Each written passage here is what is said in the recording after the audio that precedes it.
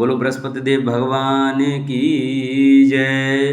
नमस्कार दोस्तों, स्वागत है आपका मेरे YouTube चैनल आर के भक्ति में। भक्तों, मैं आज आपको बृहस्पतिवार की व्रत कथा सुनाऊंगा, जिस कथा को करने से और सुनने मात्र से हमें मनवांछित फल की प्राप्ति होती है, विष्णु भगवान की हमें असीम कृपा प्राप्त होती है। तो आइए हम अपनी कथा को प्रारंभ करते हैं। जो भक्त हमारे चैनल पर नए आए हैं, वो हमारी वीडियो नए देख रहे हैं, वो हमारे चैनल को सब्सक्राइब कर लें, वीडियो को लाइक करें और कमेंट में ओम नमो भगवते वासुदेवाय अवश्य लिखें। तो आइए हम अपनी कथा को प्रारंभ करते हैं। बृहस्पतिवार का दिन भगवान विष्णु को समर्पित है। इस दिन विष्णु जी की पूजा करने से हमारी सभी मनोकामनाएं पूरी होती हैं। भारतवर्ष में एक प्रतापी और दानी राजा राज्य करता था। वह नित्य गरीबों और ब्राह्मणों की सहायता करता था।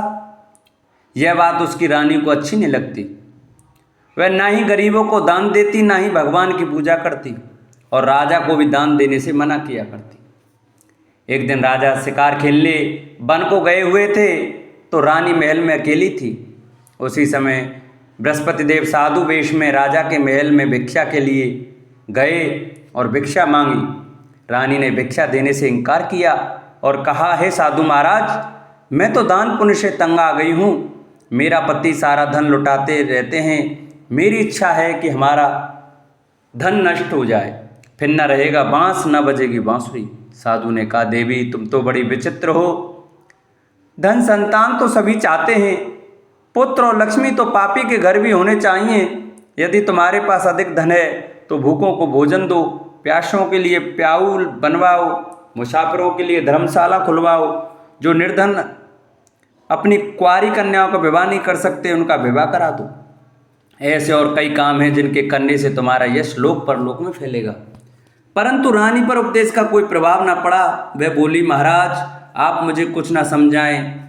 मैं ऐसा धन नहीं चाहती जो हर जगह बांटती फिरूं। साधु ने उत्तर दिया, यदि तुम्हारी ऐसी इच्छा है तो तथास्तु। तुम ऐसा करना कि बृहस्पतिवार को घर लीपकर पीली मिट्टी से अपना सिर धोकर स्नान करना, भट्टी चढ़ाकर कपड़े धोना। ऐसा करने से आपका सारा धन नष्ट हो जाएगा। इतना कहकर वह साधु महाराज वहां से अलोप हो गए। साधु के अनुसार कई बातों को पूरा करते हुए रानी को केवल 3 बृहस्पतिवार ही बीते थे कि उसकी समस्त धन संपत्ति नष्ट हो गई। भोजन के लिए राजा का परिवार तरसने लगा। तब एक दिन राजा ने रानी से बोला कि रानी तुम यहीं रहो, मैं दूसरे देश को जाता हूँ, क्योंकि यहाँ पर सभी लोग मुझे जानते हैं, इसलिए मैं कोई छोटा कार्य नहीं कर सकता। ऐसा कहकर राजा प्रदेश चला गया। वहाँ वह जंगल से लकड़ी काट कर लाता और शहर में बेचता। इस तरह वह अपना जीवन व्यतीत करने लगा। इधर राजा के प्रदेश जाते ही रानी और दासी दुखी रहने लगी। एक बार जब रानी और दासी को 7 दिन तक बिना भोजन के रहना पड़ा, तो रानी ने अपनी दासी से कहा, हे दासी, पास ही के नगर में मेरी बहन रहती है, वह बड़ी धनवान है, तू उसके पास जा और कुछ ले आ, ताकि थोड़ी बहुत गुजर बसर हो जाए। दासी रानी की बहन के पास गई। उस दिन गुरुवार था और रानी की बहन उस समय बृहस्पतिवार की व्रत कथा सुन रही थी। दासी ने रानी की बहन को अपनी रानी का संदेश दिया, लेकिन रानी की बड़ी बहन ने कोई उत्तर नहीं दिया। जब दासी को रानी की बहन से कोई उत्तर नहीं मिला तो वह बहुत दुखी हुई और उसे क्रोध भी आया। दासी ने वापस आकर रानी को सारी बात बता दी। सुनकर रानी ने अपने भाग्य को कोसा। उधर रानी की बहन ने सोचा कि मेरी बहन की दासी आई थी, परंतु उससे मैं नहीं बोली, इससे वह बहुत दुखी हुई होगी। कथा सुनकर और पूजन समाप्त करके वह अपनी बहन के घर आई और कहने लगी, हे बहन, मैं बृहस्पतिवार का व्रत कर रही थी, तुम्हारी दासी मेरे घर आई थी, परंतु जब तक कथा होती है तब तक ना तो उठते हैं और ना ही बोलते हैं, इसलिए मैं नहीं बोली। कहो दासी क्यों गई थी? रानी बोली, बहन तुमसे क्या छिपाऊं, हमारे घर में खाने तक को अनाज नहीं था। ऐसा कहते कहते रानी की आंखें भर आईं। उसने दासी समेत पिछले 7 दिनों से भूखे रहने तक की बात अपनी बहन को विस्तार पूर्वक सुना दी। रानी की बहन बोली, देखो बहन, भगवान बृहस्पति देव सबकी मनोकामना को पूर्ण करते हैं। देखो शायद तुम्हारे घर में अनाज रखा हो। पहले तो रानी को विश्वास नहीं हुआ। वह बहन के आग्रह पर उसने अपनी दासी को अंदर भेजा तो उसे सचमुच अनाज से भरा एक घड़ा मिला। यह देखकर दासी की हैरानी हुई। दासी रानी से कहने लगी, हे रानी, जब हमको भोजन नहीं मिलता तो हम व्रत ही तो करते हैं, इसलिए क्यों ना इनसे व्रत और कथा की विधि पूछ ली जाए ताकि हम भी व्रत कर सकें। तब रानी ने अपनी बहन से बृहस्पतिवार व्रत के बारे में पूछा। उसकी बहन ने बताया, बृहस्पतिवार के व्रत में चने की दाल और मुनक्का से विष्णु भगवान का केले की जड़ में पूजन करें तथा दीपक जलाएं, व्रत कथा सुने और पीला भोजन ही करें। इससे बृहस्पति देव प्रसन्न होते हैं। व्रत और पूजन विधि बताकर रानी की बहन अपने घर को लौट गई। 7 दिन के बाद जब गुरुवार आया तो रानी और दासी ने व्रत रखा।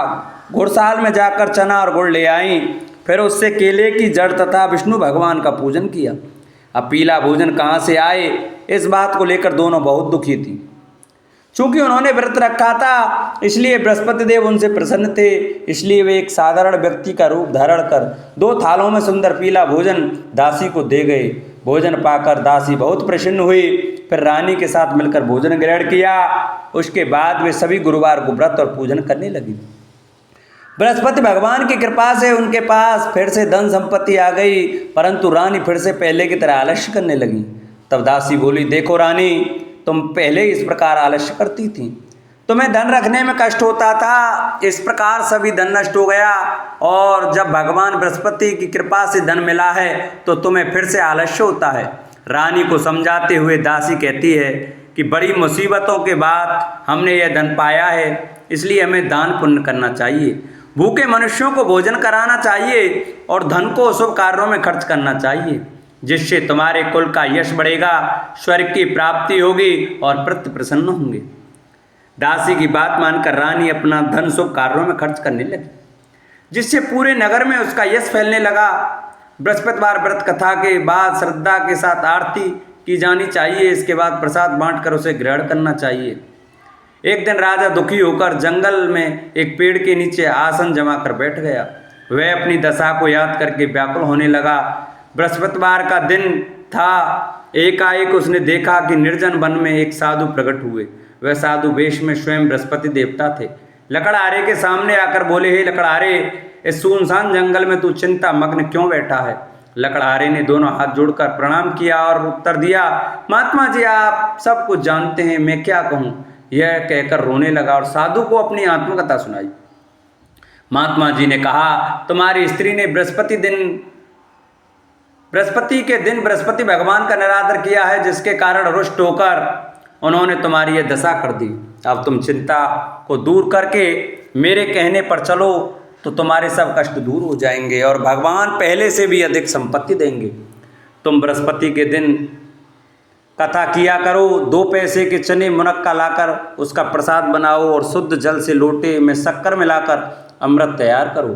कथा के पश्चात अपने सारे परिवार और सुनने वाले प्रेमियों में अमृत व प्रसाद बांटकर आप भी ग्रहण करो।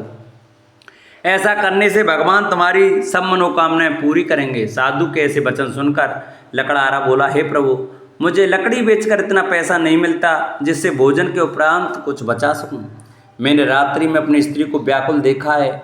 मेरे पास कुछ भी नहीं है जिससे मैं उसकी खबर मंगा सकूं। साधु ने कहा, हे लकड़हारे, तुम किसी बात की चिंता मत करो। बृहस्पति के दिन तुम रोजाना की तरह लकड़ियां लेकर शहर को जाओ। तुम्हारा रोज से दुगना धन प्राप्त होगा, जिससे तुम भली भांति भोजन कर लोगे तथा बृहस्पति देव की पूजा का सामान भी आ जाएगा। इतना कहकर साधु अंतर्ध्यान हो गए। धीरे धीरे समय व्यतीत होने पर फिर वही बृहस्पतिवार का दिन आया। लकड़हारा जंगल से लकड़ी काटकर किसी शहर में बेचने गया। उसे उस दिन और दिन से अधिक पैसा मिला। राजा ने चना गुड़ आदि लाकर गुरुवार का व्रत किया। उस दिन से उसके सभी कलेश दूर हुए, परंतु जब दोबारा गुरुवार का दिन आया तो बृहस्पतिवार का व्रत करना भूल गया। इस कारण बृहस्पति भगवान नाराज हो गए। उस दिन उस नगर के राजा ने विशाल यज्ञ का आयोजन किया था तथा शहर में यह घोषणा करा दी कि कोई भी मनुष्य अपने घर में भोजन न बनावे, न आग जलावे, समस्त जनता मेरे यहाँ भोजन करने आवे। इस आज्ञा को जो न मानेगा उसे फांसी की सजा दी जाएगी। इसी तरह की घोषणा संपूर्ण नगर में करवा दी गई। राजा की आज्ञा अनुसार शहर के सभी लोग भोजन करने आए, लेकिन लकड़हारा कुछ देर से पहुंचा, इसलिए राजा उसको अपने साथ घर ले गए और ले जाकर भोजन करा ही रहे थे तो रानी की दृष्टि उस खूंटी पर पड़ी जिस पर उसका हार लटका हुआ था। वह वहां पर दिखाई नहीं दिया। रानी ने निश्चय किया कि मेरा हार इस मनुष्य ने चुरा लिया है। उसी समय सिपाहियों को बुलाकर उसको कारागार में डलवा दिया। जब लकड़हारा कारागार में पड़ गया और बहुत दुखी होकर विचार करने लगा कि न जाने कौन से पूर्व जन्म के कर्म से मुझे यह दुख प्राप्त हुआ है, और उसी साधु को याद करने लगा जो कि जंगल में मिला था। उसी समय तत्काल बृहस्पति देव साधु के रूप में प्रकट हुए और उसकी दशा को देखकर कहने लगे, अरे मूर्ख, तूने बृहस्पति देव की कथा नहीं सुनी करी, इस कारण तुझे दुख प्राप्त हुआ है। अब चिंता मत कर, बृहस्पतिवार के दिन कारागार के दरवाजे पर 4 पैसे पड़े मिलेंगे, उनसे तू बृहस्पति देव की पूजा करना, तेरे सभी कष्ट दूर हो जाएंगे। बृहस्पति के दिन उसे 4 पैसे मिले। लकड़हारे ने कहा, कहीं उसी रात्रि को बृहस्पति देव ने उस नगर के राजा को स्वप्न में कहा, हे राजा, तुमने जिस आदमी को कारागार में बंद कर दिया है वह निर्दोष है, वह राजा है, उसे छोड़ देना। रानी का हार उसी कुंटी पर लटका है, अगर तू ऐसा नहीं करेगा तो मैं तेरे राज्य को नष्ट कर दूंगा। इस तरह रात्रि के स्वप्न को देखकर राजा प्रातःकाल उठा और खूंटी पर हार देकर लकड़हारे को बुलाकर क्षमा मांगी तथा लकड़हारे को योग्य सुंदर वस्त्र आभूषण देकर विदा कर दिया। बृहस्पति देव की आज्ञा अनुसार लकड़हारा अपने नगर को चल दिया। राजा जब अपने नगर के निकट पहुंचा तो उसे बड़ा आश्चर्य हुआ। नगर में पहले से अधिक बाग, तालाब, कुएं तथा धर्मशाला, मंदिर आदि बन गए हैं। राजा ने पूछा, यह किसका बाग और धर्मशाला है? तब नगर के सब लोग कहने लगे, ये सब रानी और बांदी के हैं। तो राजा को आश्चर्य हुआ और गुस्सा भी आया।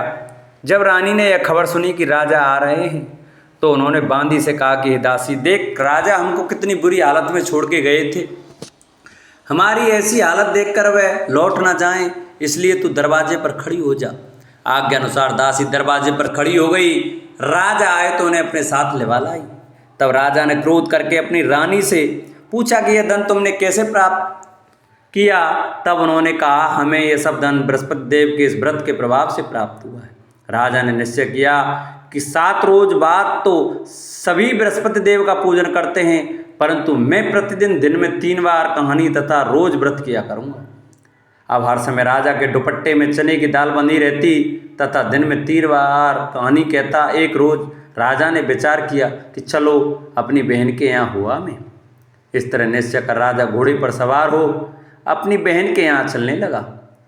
मार्ग में उसने देखा कि कुछ आदमी एक मुर्दे को लिए जा रहे हैं। उन्हें रोककर राजा ने कहा, अरे भाइयों, मेरी बृहस्पति देव की कथा सुन लो। वे बोले, लो, हमारा तो आदमी मर गया है, इसको अपनी कथा की पड़ी है। परंतु कुछ आदमी बोले, अच्छा कहो, हम तुम्हारी कथा भी सुनेंगे। राजा ने दाल निकाली और जब कथा आदि हुई कि मुर्दा हिलने लग गया और जब कथा समाप्त हो गई तो राम राम कह के मनुष्य उठकर खड़ा हो गया। आगे मार्ग में उसे एक किसान खेत में हल चलाता मिला। राजा ने उसे देख और उससे बोला, अरे भैया, तुम मेरी बृहस्पतिवार की कथा सुन लो। किसान बोला, जब तक मैं तेरी कथा सुनूंगा तब तक 4 हरैया जोत लूँगा, जा अपनी कथा किसी और को सुनाना। इस तरह राजा आगे चलने लगा। राजा के हटते ही बैल पछाड़ खाकर गिर गए तथा किसान के पेट में बड़ी जोर का दर्द होने लगा। उस समय उसकी माँ रोटी लेकर आई। उसने जब यह देखा तो अपने पुत्र से सब हाल पूछा और बेटे ने सभी हाल कह दिया। तो बुढ़िया दौड़ी दौड़ी उस घुड़सवार के पास गई और उससे बोली कि मैं तेरी कथा सुनूंगी, तू अपनी कथा मेरे खेत पर चलकर ही कहना। राजा ने बुढ़िया के खेत पर जाकर कथा कही, जिसके सुनते ही वे बैल उठ खड़े हुए तथा किसान के पेट का दर्द भी बंद हो गया। राजा अपनी बहन के घर पहुंचा। बहन ने भाई की खूब मेहमानी की। दूसरे रोज प्रातःकाल राजा जागा तो वह देखने लगा कि सब लोग भोजन कर रहे हैं। राजा ने अपनी बहन से कहा, ऐसा कोई मनुष्य है जिसने भोजन नहीं किया हो? मेरी बृहस्पतिवार की कथा सुन ले। बहन बोली, हे भैया, यह देश ऐसा ही है कि पहले यहाँ लोग भोजन करते हैं, बाद में अन्य काम करते हैं। अगर कोई पड़ोस में हो तो देखाऊं। वह ऐसा कहकर देखने चली गई, परंतु उसे कोई व्यक्ति नहीं मिला जिसने भोजन ना किया हो। अतः वह एक कुम्हार के घर गई जिसका लड़का बीमार था। उसे मालूम हुआ कि उसके यहाँ 3 रोज से किसी ने भोजन नहीं किया है। रानी ने अपने भाई की कथा सुनने के लिए कुम्हार से कहा। वह तैयार हो गया। राजा ने जाकर बृहस्पतिवार की कथा कही, जिसको सुनकर उसका लड़का ठीक हो गया। अब तो राजा की प्रशंसा होने लगी। एक रोज राजा ने अपनी बहन से कहा कि हे बहन, हम अपने घर को जाएंगे, तुम भी तैयार हो जाओ। राजा की बहन ने अपनी सास से कहा। सास ने कहा, चली जा, परंतु अपने लड़के को मत ले जाना, क्योंकि तेरे भाई के कोई औलाद नहीं है। बहन ने अपने भैया से कहा, हे भैया, मैं तो चलूंगी, पर कोई बालक नहीं जाएगा। राजा बोला, जब कोई बालक नहीं चलेगा तब तुम भी क्या करोगी। बड़े दुखी मन से राजा अपने नगर को लौट आया। राजा ने अपनी रानी से कहा, वह निर्वंशी है, हमारा मुख देखने का धर्म नहीं है और कुछ भोजन आदि नहीं किया। रानी बोली, हे प्रभु, बृहस्पति देव ने हमें सब कुछ दिया है, वह हमें औलाद अवश्य देंगे।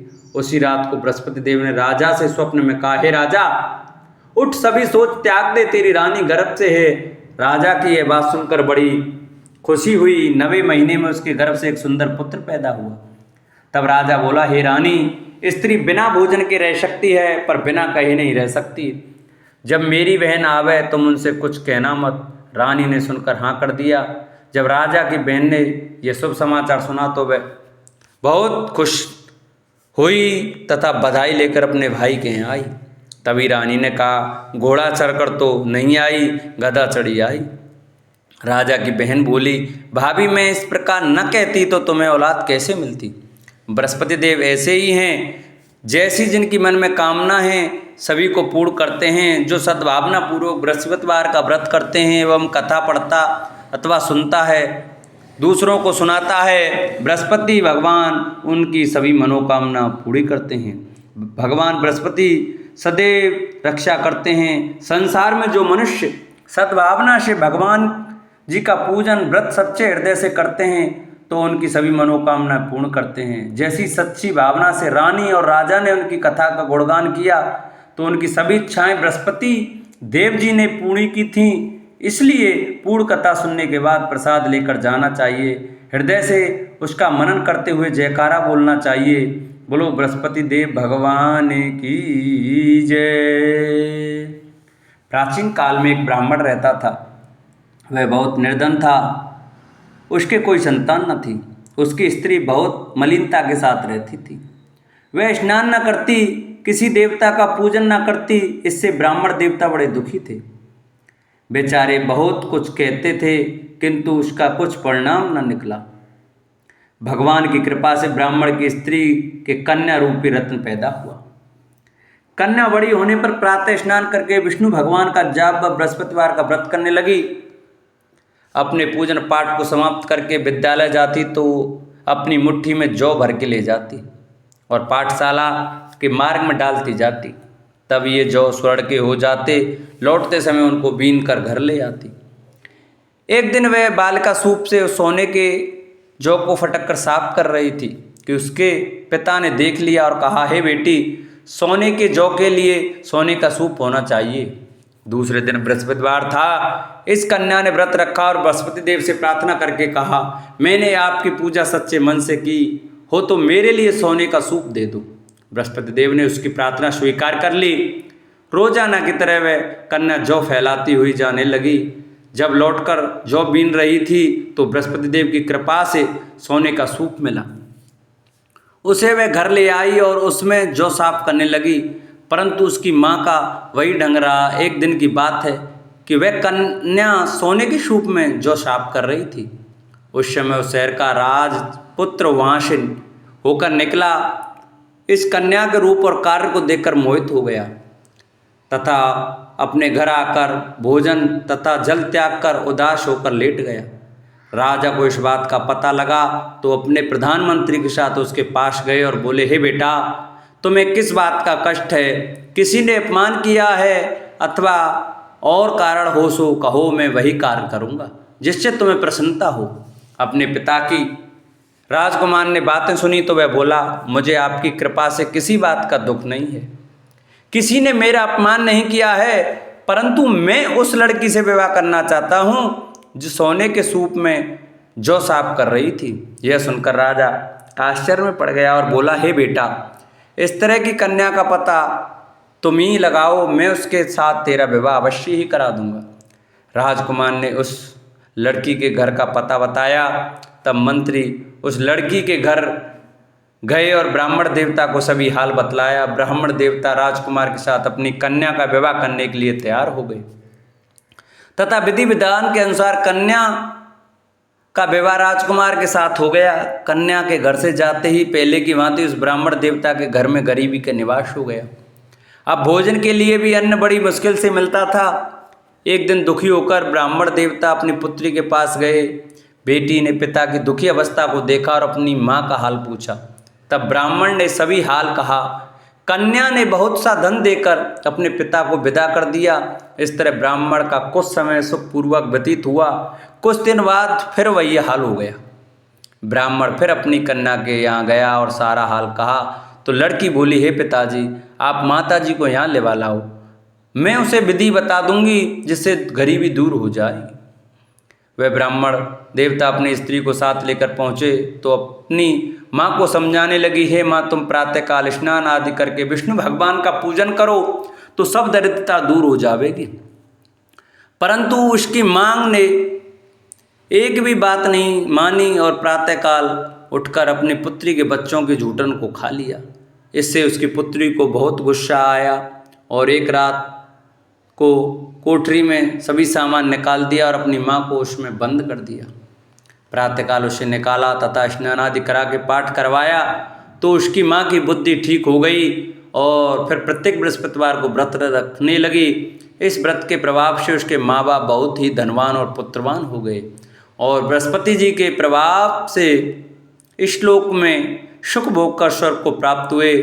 बोलो विष्णु भगवान की जय, बोलो बृहस्पति देव की जय। ओम जय जगदीश हरे, स्वामी जय जगदीश हरे। भक्त जनों के संकट, दास जनों के अवगुण, बंसी वाला दूर करे। ओम जय जगदीश हरे। जो ध्यावे फल पावे, दुख विन से मन का, स्वामी दुख विन से मन का। सुख संपत्ति घर आवे, श्याम सुंदर घर आवे, कष्ट मिटे तन का। ओम जय जगदीश हरे। मात पिता तुम मेरे, शरण गहूँ में किसकी, स्वामी शरण गहूँ में किसकी। तुम विन और न दूजा, प्रभु विन और न दूजा, आस करूँ मैं जिसकी। ओम जय जगदीश हरे। तुम पूर्ण परमात्मा, तुम अंतर्यामी, स्वामी तुम अंतर्यामी। पार ब्रह्म परमेश्वर, जगत पिता परमेश्वर, तुम सबके स्वामी। ओम जय जगदीश हरे। तुम करुणा के सागर, तुम पालन करता, स्वामी तुम रक्षा करता। मैं मूरख खल कामी, मैं सेवक तुम स्वामी, कृपा करो भरता।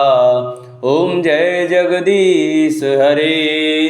तुम हो एक अगोचर, सबके प्राणपति, स्वामी सबके प्राणपति।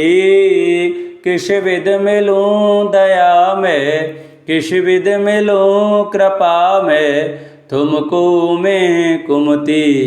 ओम जय जगदीश हरे।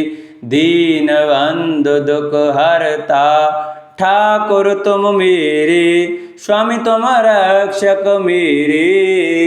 अपने हाथ उठाओ, अपने शरण लगाओ, द्वार पड़ा में तेरे। ओम जय जगदीश हरे। विषय विकार मिटाओ, पाप हरो देवा, स्वामी कष्ट हरो देवा।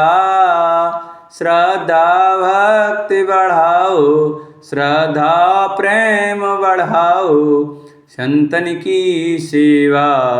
ओम जय जगदीश हरे। तन मन धन सब कुछ है तेरा, स्वामी सब कुछ है तेरा।